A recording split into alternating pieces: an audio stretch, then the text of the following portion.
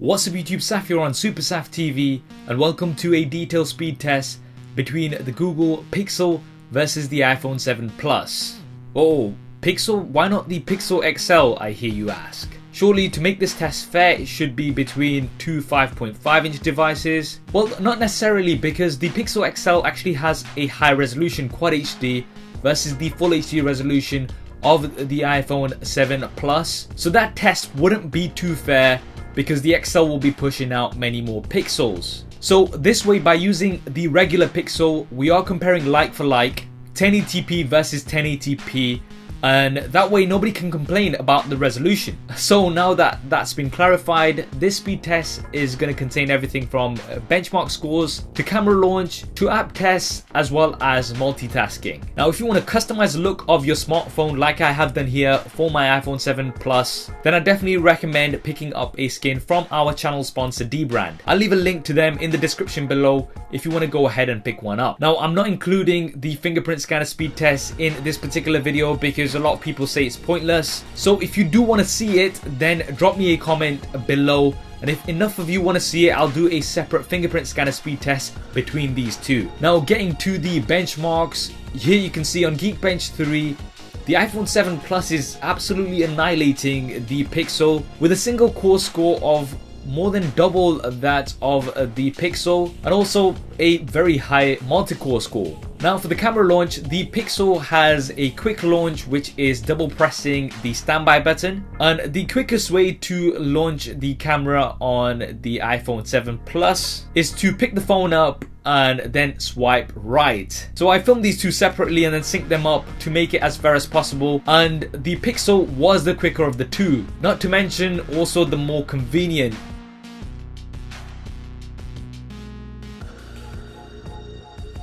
Now getting to the app test, you can see that we've got nothing else open in the background, and here are the list of apps that we'll be using. So they go from some very low intensive apps to the more higher intensive apps such as games. So starting off with the calculator, both were very quick. I'd say slightly quicker on the Pixel there, and we're going to do a very simple equation and leave this on in the background just to see if it stays open. Moving on to the next test, this is the browser test. So we're going to be using the native browsers on both devices, and we'll go on to the BBC News website. And the homepage did seem to finish first on the 7 Plus, but there was this cookies message, so we won't take it into consideration. Let's go into an article. That definitely finished first on the 7 Plus, but both do load content up as we scroll down. So let's go on to the next test anyway. We'll go on to Twitter. That was definitely faster on the Pixel, as you saw. Now we'll just refresh the home screen. That was slightly quicker on the 7 Plus. Let's go into notifications. Very close, very close to tell. I think it was slightly quicker on the 7 Plus. Let's go into Instagram. Definitely quicker to load the latest content on the Pixel. Now we'll go into my profile. That was slightly quicker on the 7 Plus, and let's open an image. Slightly quicker on the Pixel. So interesting results so far, very close. Now let's really try out the speed by going on to YouTube. Now the content that's loaded on both of these is different, so we can't take that test into consideration, but we'll load the same video. Very close. I'd say it's neck and neck. Maybe ever so slightly quick on the 7 Plus. Let's go on to Angry Birds 2. So we are now building up on the games. Speeding this up. Finish first on the 7 Plus here.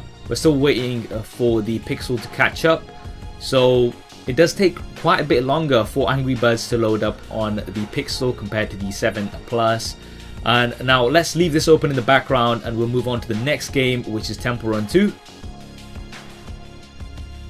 We'll speed this up slightly once again, and the 7 Plus is the winner here with the game loaded up fully. The Pixel catches up, and we'll set off both games to play, and we'll leave these open, and let's go on to Subway Surfers.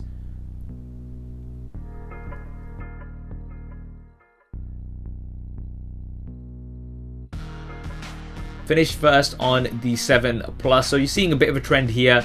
games do seem to be quite a bit faster to load up on the 7 Plus. We'll leave the game playing on both here, so it's running in the background. Now let's move on to the last and final game, which is Dead Trigger 2. Wow, the home screen was super quick on the 7 Plus. Now we'll play the game and see how long it takes to load up the actual game.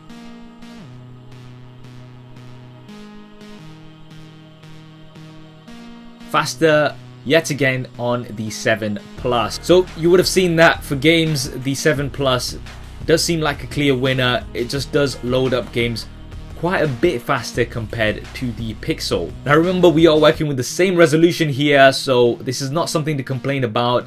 If we had the Pixel XL, then this is something that you guys may have been able to complain about. Now leaving these open, let's just check out if all of the apps that we left are still there. So we're going to go over firstly on to the calculator. So that was the first app that we opened.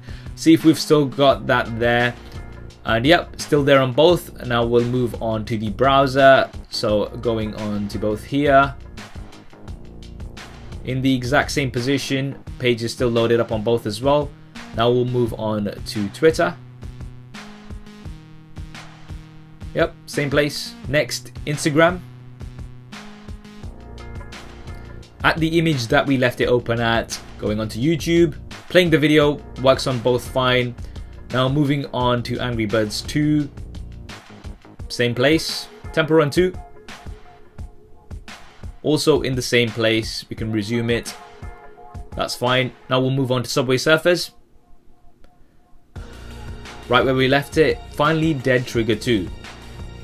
And in the same place we left it. So both do seem to be doing pretty well in terms of leaving apps open in the background. So there we have it, the detailed speed test between the Google Pixel and the iPhone 7 Plus. As you saw, for the less intensive apps, it was very close. But when it did come to gaming, then this is where the iPhone 7 Plus really did shine. And this time around, there was no excuse on the Android side for pushing out more pixels. I hope you enjoyed this video and found it useful. If you did, then please do hit that thumbs up button for me. It really does help me out. And if you haven't already, then be sure to subscribe and switch on notifications, because I've got plenty more content coming up on here. Thanks for watching. This is Saf on Super Saf TV, and I'll see you next time.